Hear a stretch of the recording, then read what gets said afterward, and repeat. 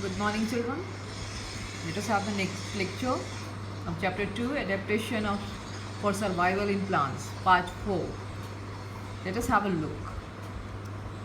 So now we are going to discuss about the plants adapted to grow in marshy areas.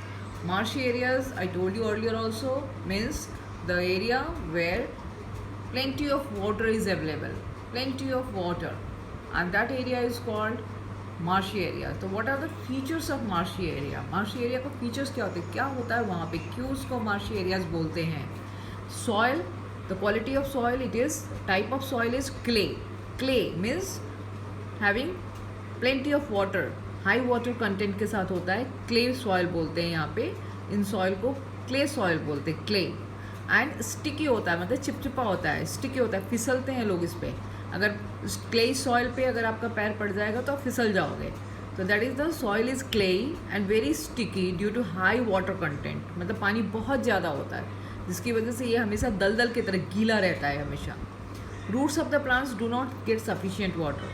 इसका मतलब क्या है? आपने कभी देखा है कि आप अगर ड्राई सॉइल में अगर पानी डालते हैं तो एयर बबल्स दिखाई देता है, बबल्स निकलते हुए दिखाई देते हैं. इसका मतलब सॉइल में एयर होता है. तो अगर ड्राई सॉइल में, अगर घर में ड्राई सॉइल में वाटर डाल के देखो आप, एयर बबल्स निकलता है. लेकिन और उस एयर, वो जो वाटर सॉइल के अंदर एयर होता है, वो एयर रूट को हेल्प करता है ब्रीदिंग में.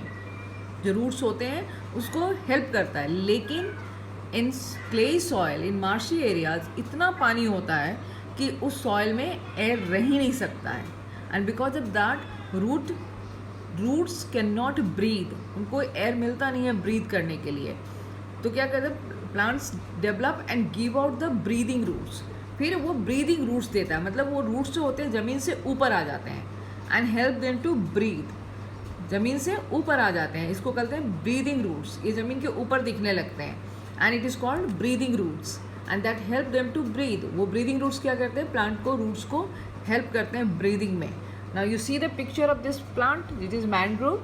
पहले भी मैंने शेयर किया मैनग्रोव का पिक्चर. ये नया पिक्चर है, another type, because I made it available, आपके लिए अवेलेबल किया, क्योंकि इसमें देखो ये रूट्स स्पाइक की तरह ऊपर आ रखे हैं. रूट्स तो नीचे भी होता है और उसमें से रूट्स ऊपर की तरफ स्पाइक की तरफ खड़े हो जाते हैं और उसमें होल्स होता है. बिल्कुल ध्यान से आप देखोगे तो इसमें होल्स दिखाई देंगे. तो इस होल्स के थ्रू वो क्या करता है, एयर ब्रीथ करता है. तो this is the characteristic of the plants adapted to grow in marshy area. क्या क्या होता है इसमें?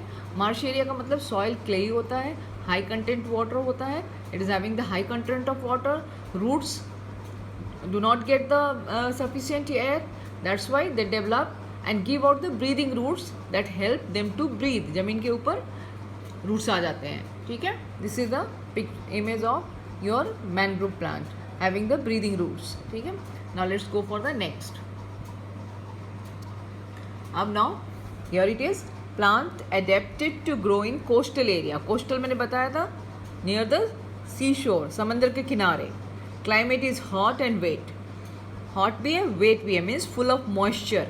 क्लाइमेट में मॉइस्चर बहुत है, पानी के water droplets are present in the surrounding in atmosphere. So climate is hot and wet. Trees are adapted to grow in presence of salty water. Salty water मैंने क्यों बोला? क्योंकि you know the sea water is salty.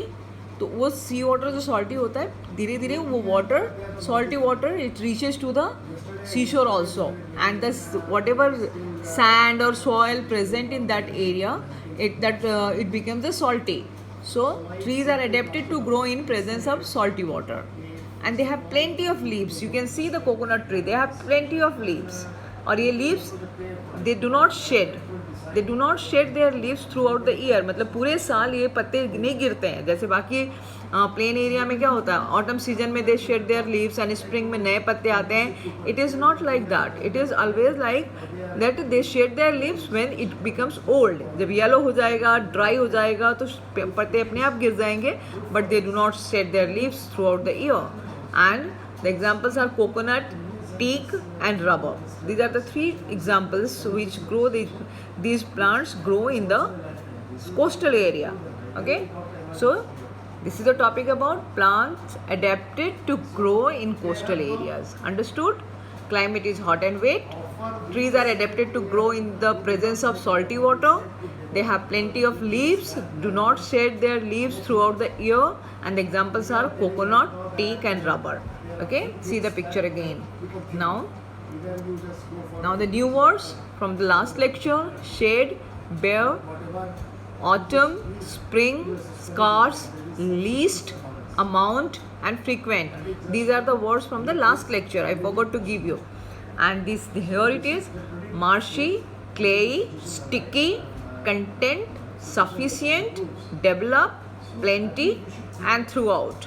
These are the words that you have to get it done. Learn and write 2 times in the notebook. Thank you.